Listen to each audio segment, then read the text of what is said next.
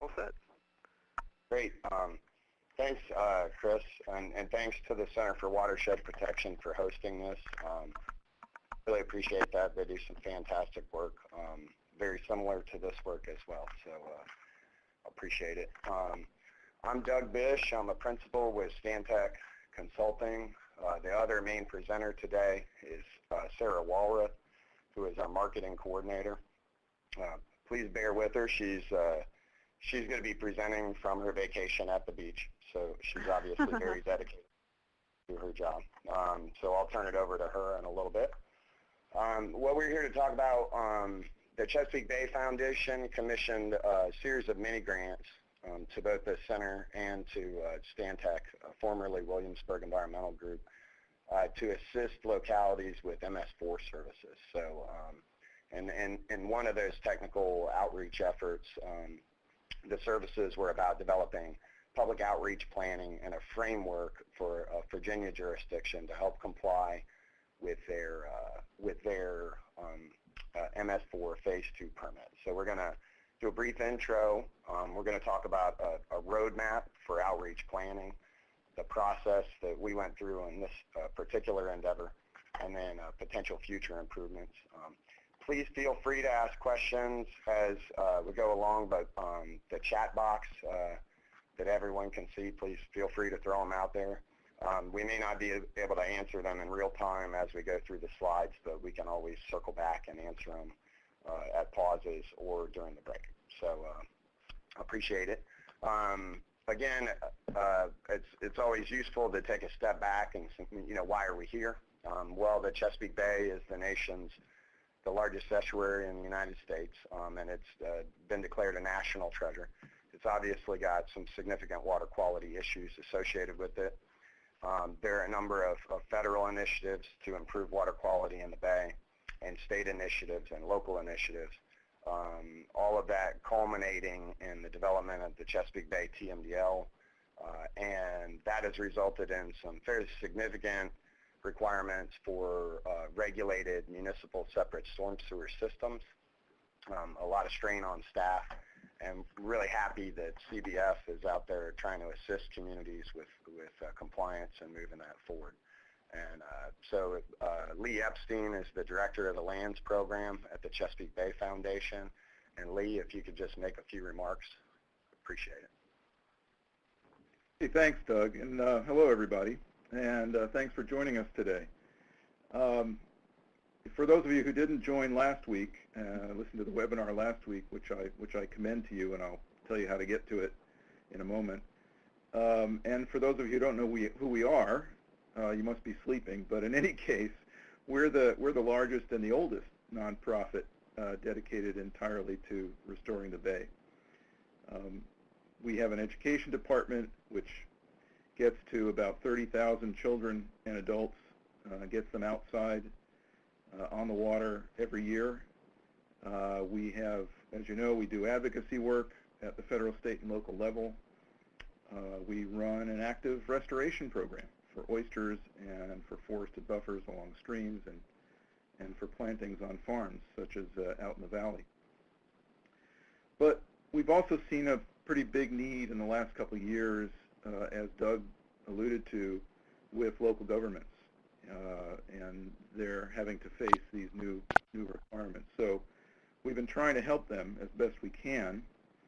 And along that route, we're happy to have sponsored this little local government assistance project that Doug talked about. And obviously, we're very happy with our partnership with Stantec in Virginia and the Chesapeake and the Center for Watershed Protection in Pennsylvania. We see this really as an opportunity to fill in both knowledge and process gaps for how municipalities in Virginia that have MS4 permits can address some of their planning needs under those permits. In this case, we contracted with Stantec to work closely with 2 cities in the Commonwealth. And the webinar you're going to see today is the result of one of those consultancies. So we hope that their experience at that Doug shares with you and Sarah shares with you today can assist you. And as Doug noted, or maybe it was Chris early on, this webinar will live indefinitely on the CBF website at www.cbf.org/MS4. Usually it takes about a week to upload these webinars to our website. It might take a little bit longer because Chris and his crew are moving next week. So give us a little bit of time, but in a week, 2 weeks or so, you should be able to have full access to this webinar on the CBF website and any materials as well. So with that, I'm going to shut up and I'm going to let Doug and Sarah do their thing. So welcome everybody, and hope you enjoy it today. All right, thanks very much, Lee. Really appreciate it. A little bit about Stantec.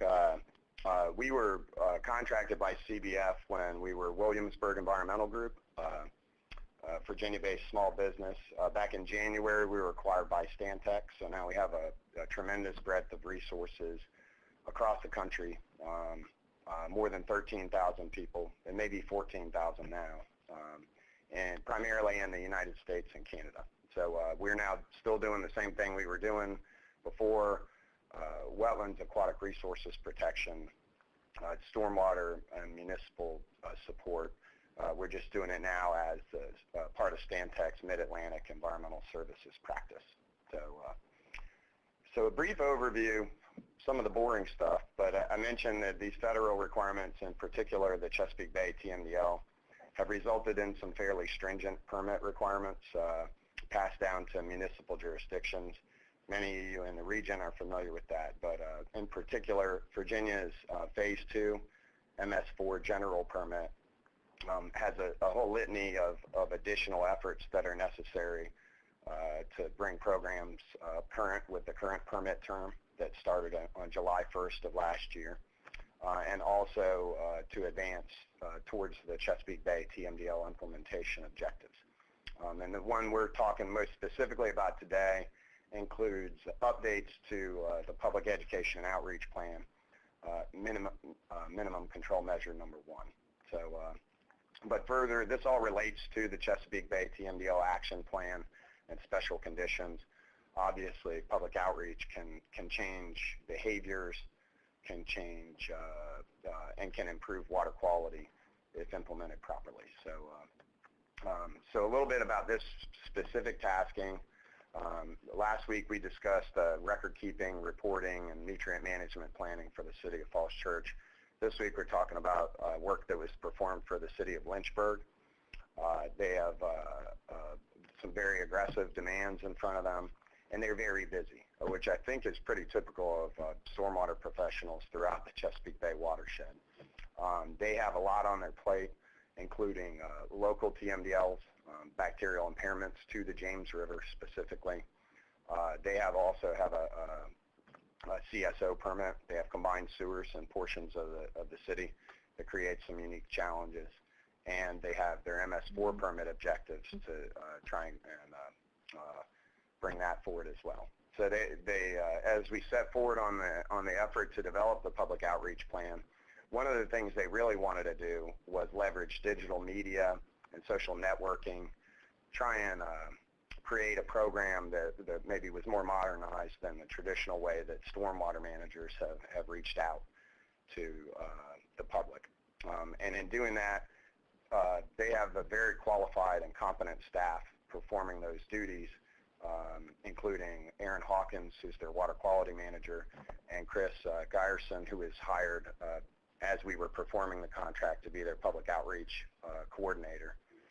But our task was to try and set out a roadmap and give them a launching point for this new public outreach effort that they can carry forward and enhance in the future. So the overall goals were pretty straightforward. One is to satisfy the MS4 permit as it relates to public outreach. The other aspects were to try and utilize social marketing where feasible, cost-effective, but also very effective marketing. And some concerns about maintaining consistency with the city branding effort. They had style guidelines and logos and other such things that were already established for their water resources section. But ultimately, the program, both for the permit and for effectiveness, needed to be targeted to specific audiences, both due to budgetary concerns and also targeted to those audiences where it could be more meaningful. So just a review of the outreach requirements from the MS4 permit is important. Sort of the overall goals, the education and outreach program should be designed with consideration of increasing knowledge in the target audience. But basically, even the regulations, while they may be focused on Chesapeake Bay TMDL, in some sense, they place a priority on reducing impacts to impaired waters and other local concerns. So that's important, but keep it local. The second aspect of that is to increase knowledge of hazards, illegal discharges, and proper disposal. But perhaps most importantly, the program and the strategy should be targeted towards those audiences where you can make a meaningful difference in water quality through outreach.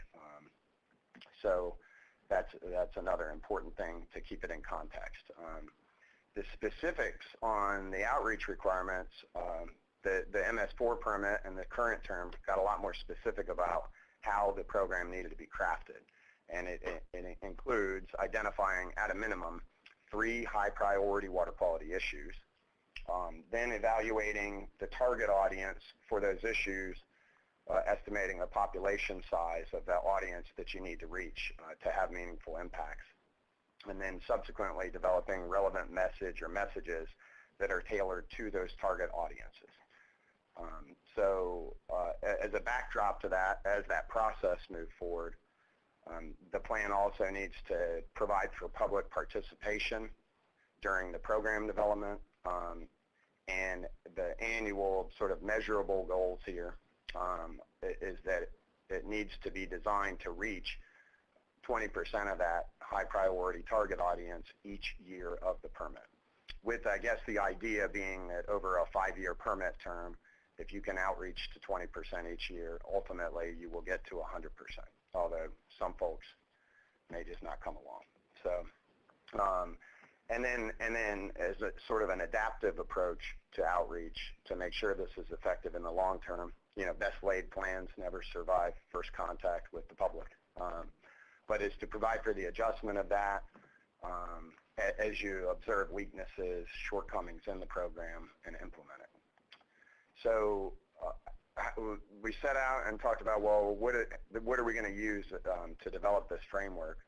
And there's a really, really useful publication provided by US EPA for this. It's very straightforward. It's very easy to interpret. It sort of demystifies the process of conducting a watershed outreach campaign.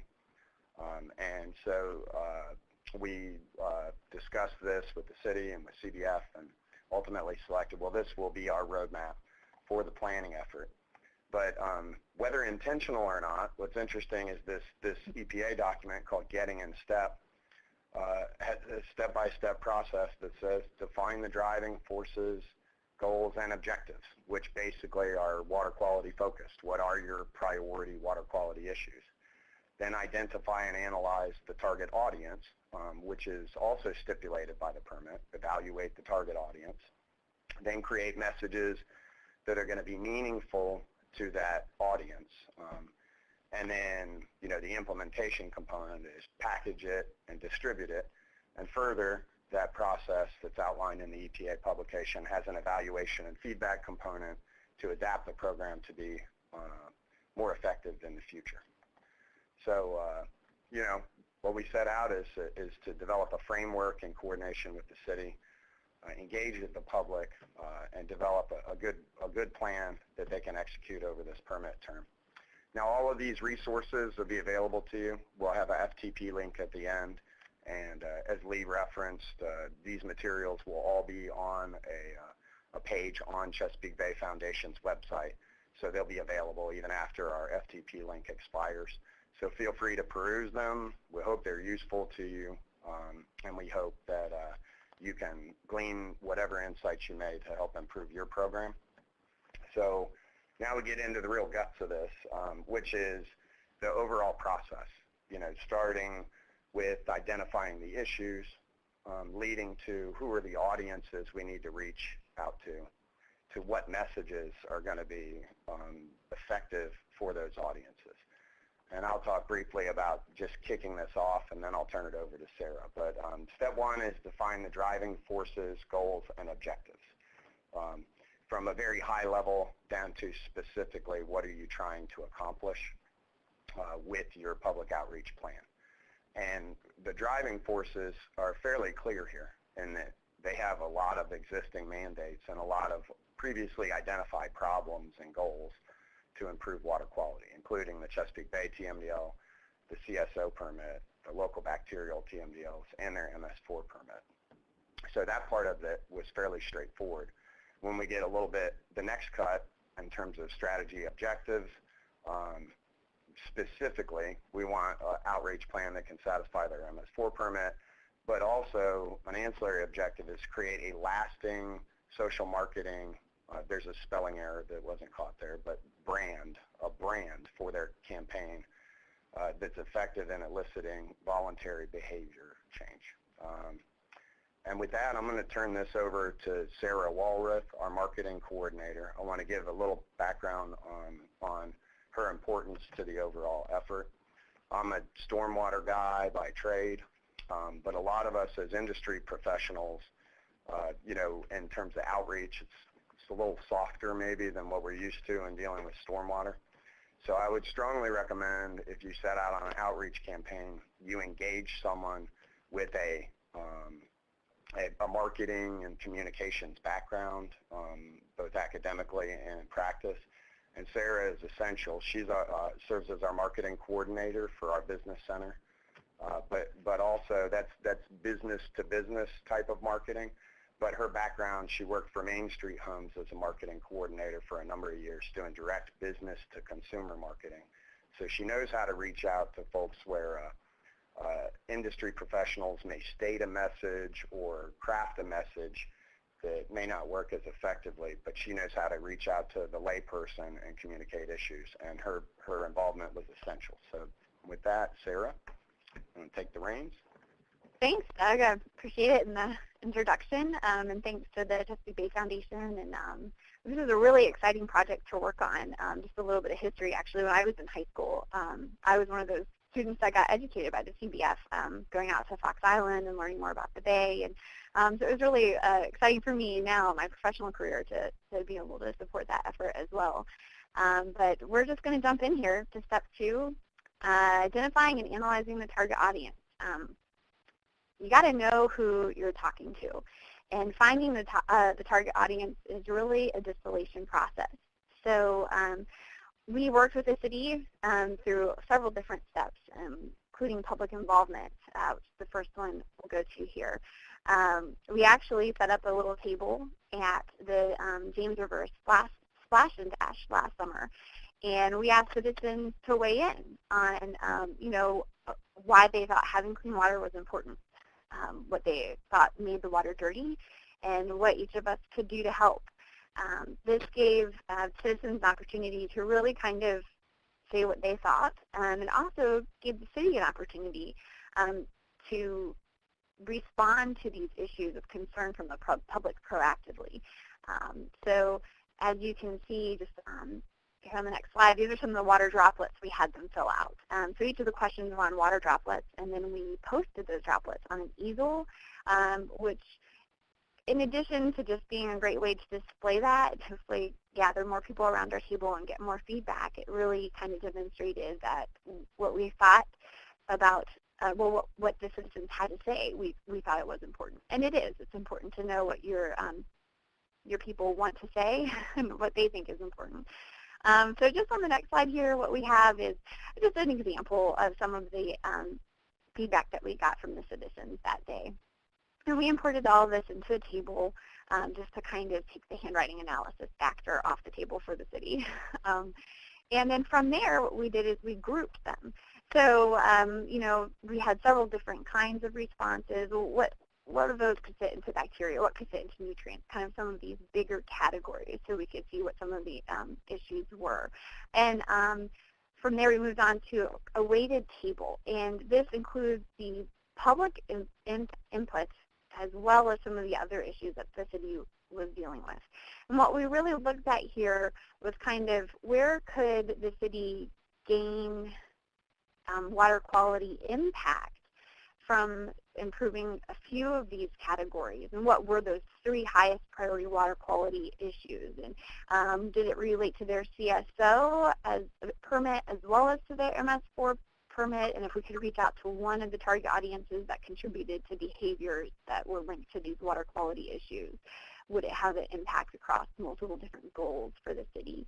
So we really wanted to make sure that we were getting the most bang for our buck out of that.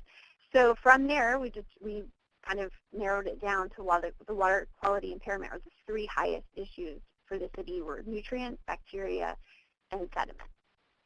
And so, knowing our 3 highest water quality issues, we looked at what are the behaviors contributing to these issues, because knowing the behaviors are really going to help you know your audience, because who contributes to these behaviors, and that's how we define our target audience. So as you can see, there's a lot of overlap here.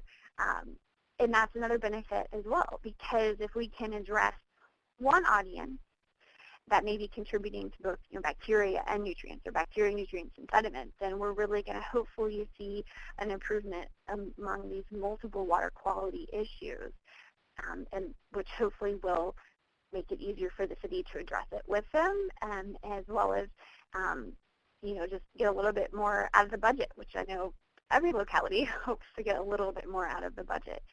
So our 3 target audiences that we identified through these that were contributing to behaviors that contributed to the water quality issues were the pet owners, yard maintainers, and homeowners with septic systems. From there, we actually narrowed it down just a little bit more using some GIS data, because the folks, the homeowners with septic tanks that are not maintained closer to streams or stormwater inlets are going to have a little bit higher impact on the water quality within the watershed and MS4 permit area.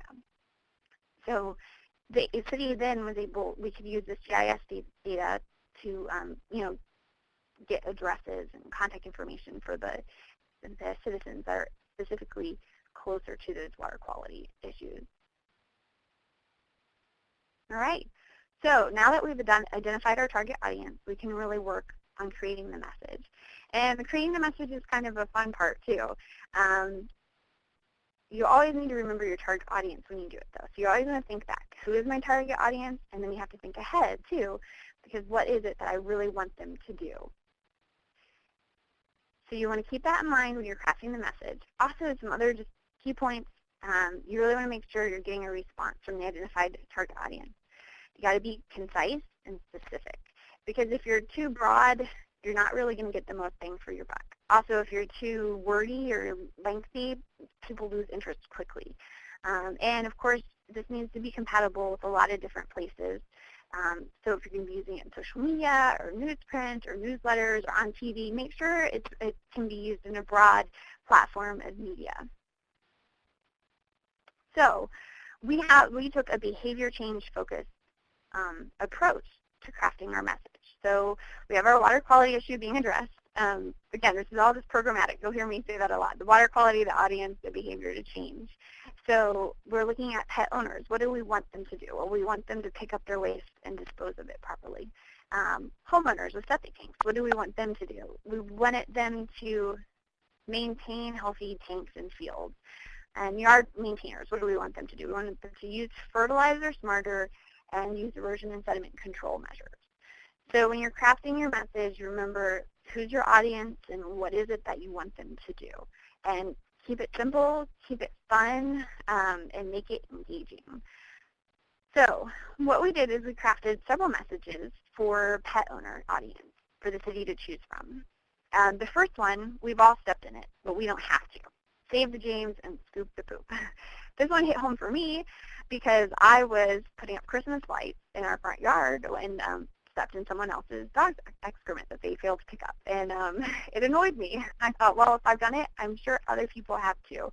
But what we've done is just kind of taken something everybody can relate to and kept it into a short and direct statement about what's bad. Stepping in poop is bad. What can you do to help? You can scoop the poop.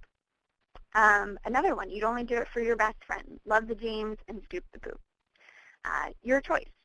Pick up the poop or drink it. Save the water and scoop the poop. That one really kind of gives you a good, strong visual, too. Not really a great visual, but a strong visual, and it will stick with you. And, of course, clean water, clean yards, clean shoes, scoop the poop. And this kind of shows you what's the benefit. You get all those clean things by doing this one thing that isn't great, but it helps on so many other levels. And the city selected to go with clean water, clean yards, clean shoes, scoop the poop. All right, so just moving on to the next audience, homeowners with septic tanks.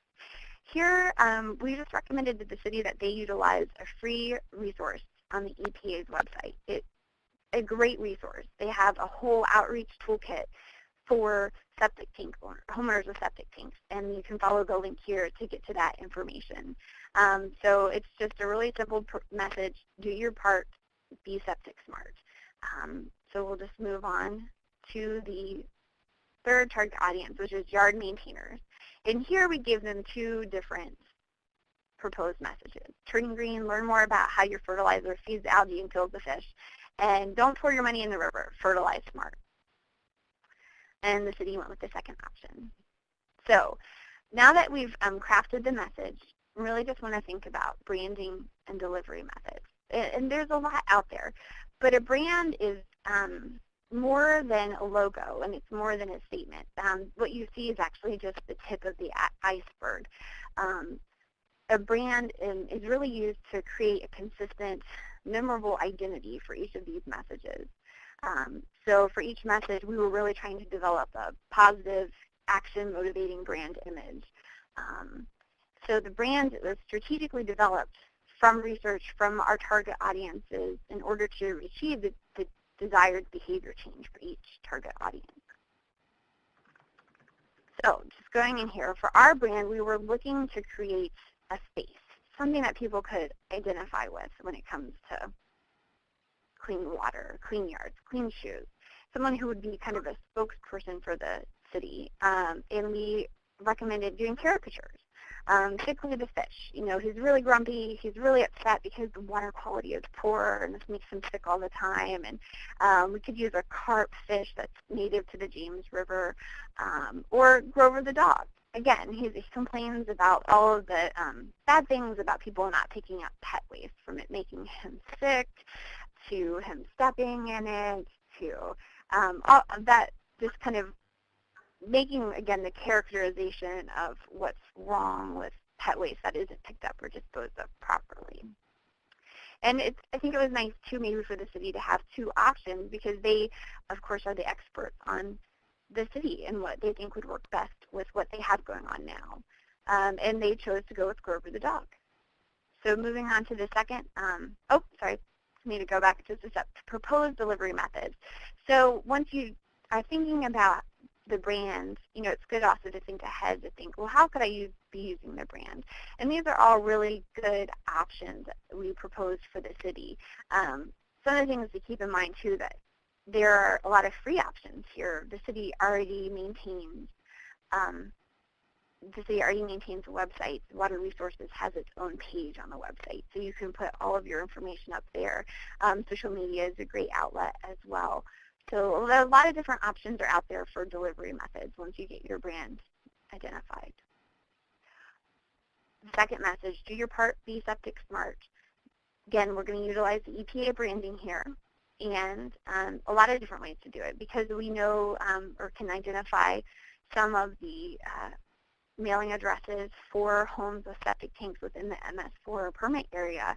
We could easily do door hangers there, a mailer to the audience, as well as having the available resources on the city website, Lynchburg TV, etc. All right, and thirdly, don't pour your money in the river, fertilize smart. In this case, we really recommended for consistency that the city just use the same face and branding or similar branding as the pet waste. So we recommended Grover the dog. And all of the delivery methods would be the same as well. And through this, Grover could really become kind of the face of water quality within the city of Lynchburg.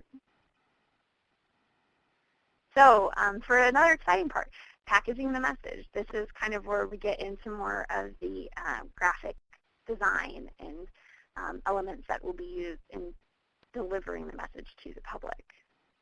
So our first step was Grover. It was kind of exciting to work on Grover. We wanted to make sure he was distinct, that he was versatile, and that he appealed to our target audience as well. So we tried to come up with a dog that didn't look exactly content, and of course he's got his ear up there because he, has his nose to the ground or his ear in the air to listen to more about what's going on. So then we, Sarah, if I could jump in. Originally, yeah. Grover was Grouchy the dog, and he looked much more discontented than he presently does. But the That's city true. felt in certain instances they would want to deliver positive messages, and it would be hard to have a fairly negative character do that all the time. So Grouchy reformed his act and became Grover with a slightly more upbeat kind of voice. So. Yes. Thanks, Doug.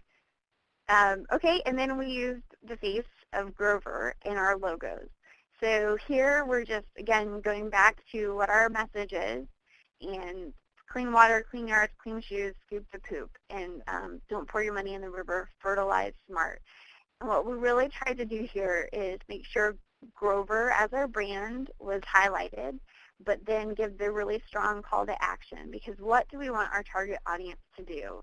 We want them to scoop the poop. We want them to fertilize smart. And that's really what needs to be highlighted when you're packaging the message, because ultimately the message can go out there, but if you're not really directly giving a strong call to action, people might say, oh, that's great to know, but what do I do? So it might be obvious, but sometimes it's nice just to layer it on a little bit thickly so they really understand this is what it is. This is why it's important.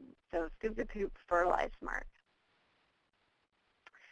Just to kind of touch on printed material, I know it's a little bit old school, but there's still a really great place for some trifolds. And part of the reason is that they're multi-purpose in their use. You can use them as a direct mail, and because the city could identify their target audience in part by geographic location using that GIS data, it's really easy to look at who's 20% of that target audience. Let's make sure they all get a mailer this year.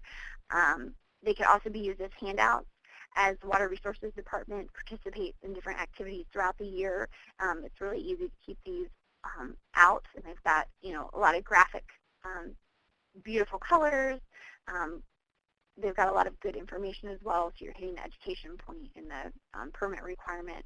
They can also be used in bill inserts as well. So there's a lot of really great multi-purpose function for trifolds. In print material, although it is not as strong of a public outreach tool as it has been in the past, there's still definitely a place for it. So just to kind of go through to our next trifold, this is for the Fertilize Smart campaign for yard maintainers. So what you're kind of seeing here is the front on the far right side, and then it would fold. So again, just really bold colors. We're sticking with the city's font. Got some good images here, how to contact the city for more information or to report something. They've got that phone number. And again, we're going back to Grover, who's our face of the campaign. And the Grover the dog says. So the whole trifold is written from Grover's perspective. It's all about why he wants more plants to be planted in your yard. He says he needs more targets. Ha, ha, ha, ha, ha. So we're just trying to be engaging and not lighthearted, but fun, and at least a light way to read so that people do read, because there's a lot of information here, and we don't want to lose their attention. So we really tried to be lighthearted and just keep it from the perspective of Grover. Also, this stop, no fertilizing needed in the spring, that's actually designed to be a sticker. So when they print out the trifold, it can be a sticker people can use on their calendar, just as a reminder that they don't need to fertilize in the spring. And our pet waste trifold is really similar. Again, we just want to make sure we're staying consistent here.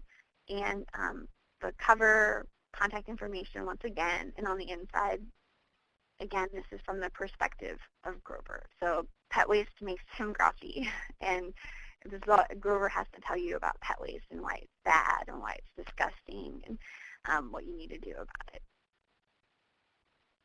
And just to kind of show you guys what is available on the EPA website, here's a little postcard that's designed by them. And it's really, you know, good colors, really effective, educational, and fun. So you can see all of that again on the EPA website. Okay, educational materials. The picture here is actually from an event that Stantec did a few years ago for Earth Day at a local park in the Williamsburg area. We created what's called our Water Quality Fun Book, and we worked to incorporate some bugs that kids could color that would teach them more about what the bugs tell you about water quality. And so we proposed to the city that we do something really similar with the branding of Grover. So I've included just a few pages from that Water Quality Fun Book here so you could kind of take a look at it, like help Grover find his way to a treat and avoid the pollutants. And this is a good visual image for kids. And adults maybe as well who might be helping them navigate this maze to get to the treat. So that was a fun page to do. And then in the book, there's a section just kind of telling them a little bit about bugs and why the bugs are good, or I'm sorry, why the bugs show that the water quality is good or the water quality isn't. And then that section ends with just a little quiz so they can hopefully internalize some of that information and they'll know it later. And then, of course, what Water Quality Fun Book isn't complete with some fun bugs to color in. All right. Another way that we packaged the message was in the form of a pledge. A pledge is really a great way to get commitment from people because pledges are really more likely to change their behavior permanently after taking a pledge. They feel like they're obligated because they signed their name to it.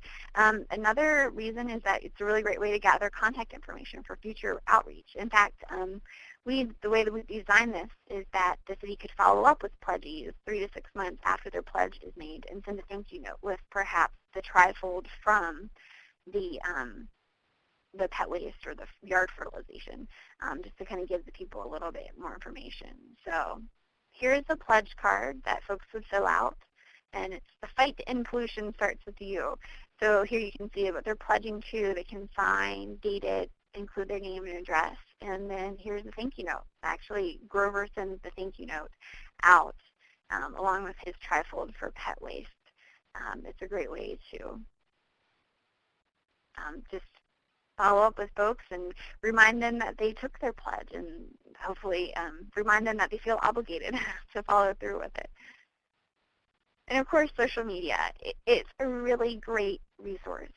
The City of Lynchburg has a Facebook page where they already had over 1,300 followers. So what we recommended to the water resources folks was just to partner with the PR side of the City of Lynchburg to utilize the current page because it has so many fans, and that way they don't have to spend a lot of time building a fan base. They could just work from where they were and kind of go forward. When you're using social media, you know, you always kind of want to have something relevant, timely, interesting to say, because if you're not relevant or you're not interesting, people aren't going to really want to read what you have to say.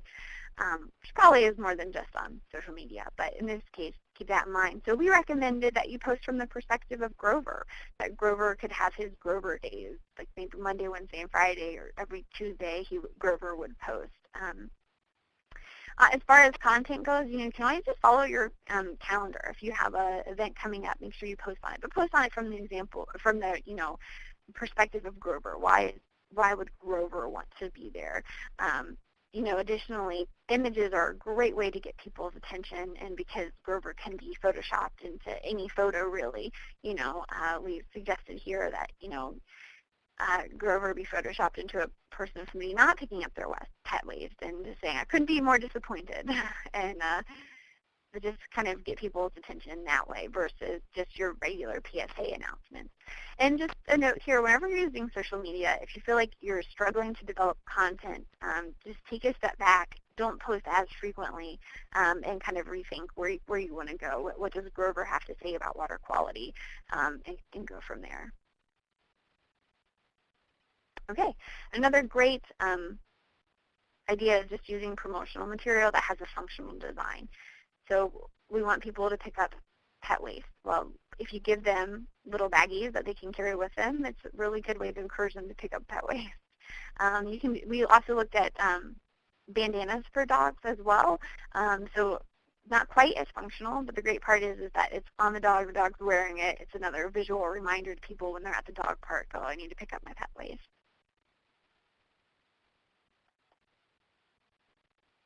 And of course, distributing the message.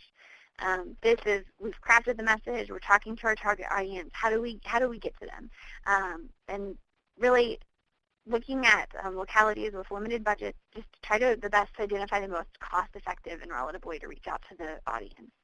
So since, again, the city was able to identify their target audiences using GIS data, a mailer is a really good option for them. Also because they can look at that 20% meeting a minimum MS4 requirement. So that's a good way to get the information out the door and meeting the permit requirement at a low cost. But there are other options as well, going to free events, setting up a table. You know, for the city, they have a newsletter. So we wrote some articles that came from the perspective of Grover. You know, I think it's published quarterly. So in the spring, he's talking about yard maintenance and how he doesn't like to over-fertilize. You know, he loves green grass and all that. But then in the summer, we were talking about the hazards of pet waste in the yard for kids because they're out of school and they're playing more. We were just looking at different articles that he could write, that he could, again, just become more prominent in the face of water quality within the city. And the City of Lynchburg's newsletter is a good free option. The city was already doing it. What other departments could you partner with?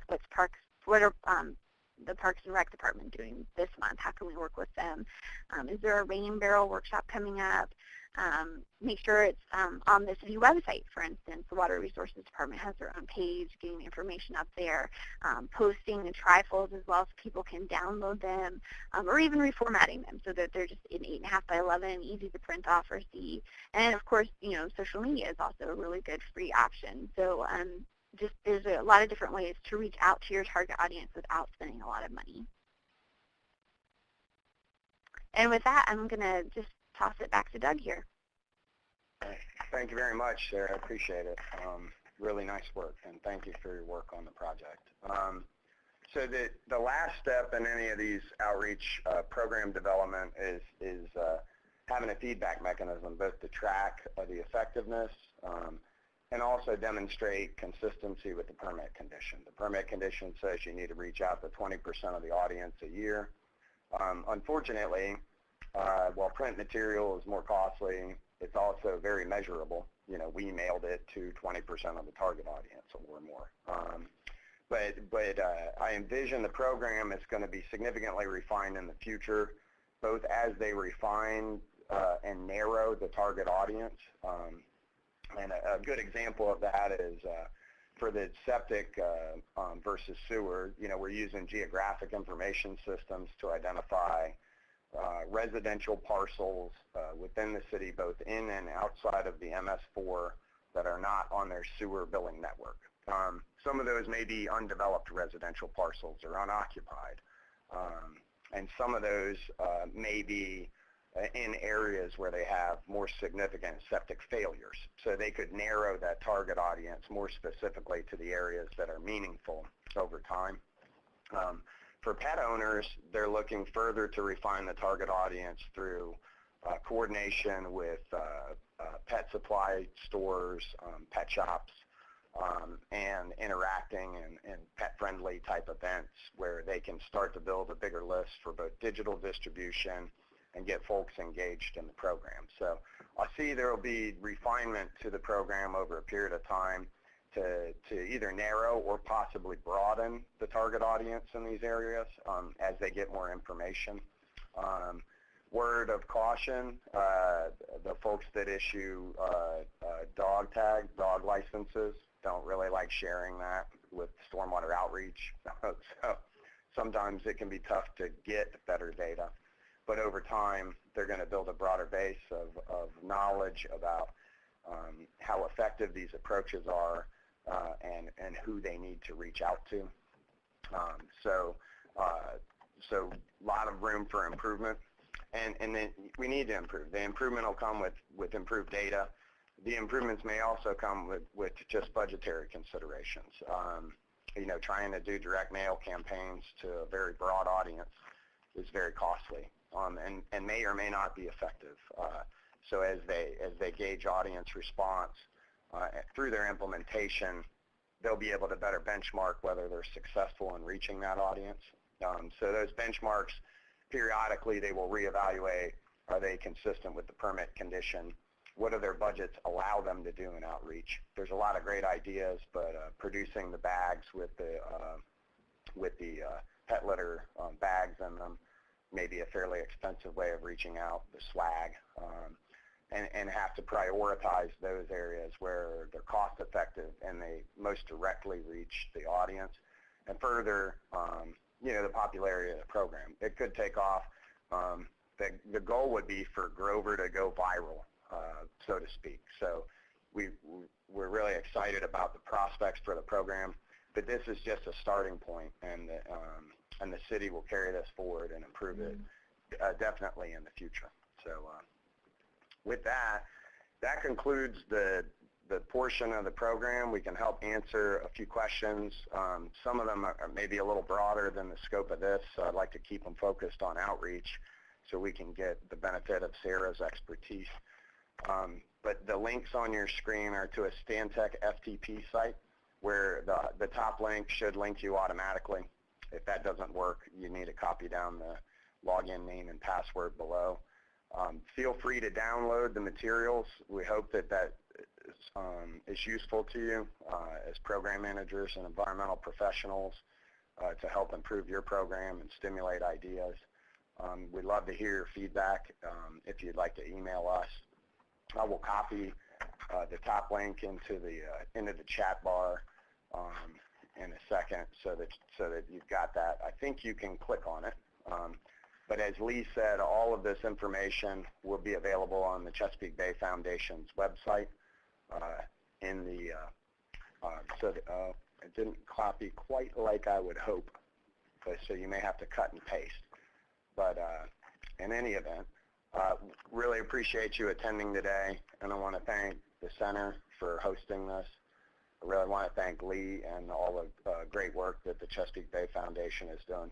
And in particular, I want to thank Sarah for the good work and for giving up a part of her vacation to participate in this. So with that, we'll take questions through the chat bar if anybody has any. Thank you.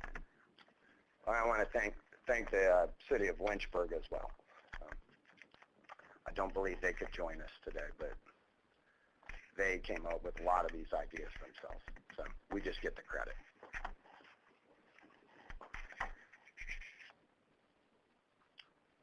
You know, the question about pet waste literature posted on Lynchburg at this point, I'm not actually sure of the extent to which they've actually rolled the program out. You'll note if you download the materials that we buttoned this up in mid-May, I believe.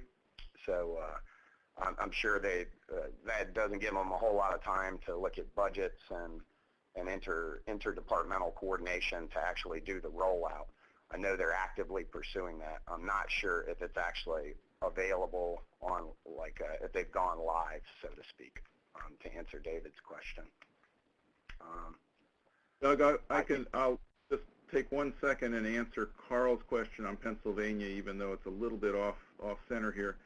I think you're referring to the law they passed this past, I guess about 6-8 months ago, that allows Pennsylvania municipalities to use stormwater utilities, stormwater authorities, to raise fees to help do some of the work that needs to be done. And you know, generally speaking, I think that's great. It just authorizes, it doesn't mandate, but at least now small towns and townships, boroughs in Pennsylvania have the authority to raise that kind of money. On the other question, I just don't think it's particularly relevant right now, so I'll kick it back to Doug. Okay. Well, as I said, that information's available on PDF copies, the attachments, the links. If we left anything off, feel free to email us, and I'm happy to help. It was a really fun project doing it, and thanks to all of you for participating. I hope you found it useful, and the CBF is doing a lot of great work, and the Center for Watershed Protection's done some really exciting stuff for them up in Pennsylvania. And that information is also available on the website. So thanks for joining us today. We'll hang out in case there are any other questions, but I hope you found it useful.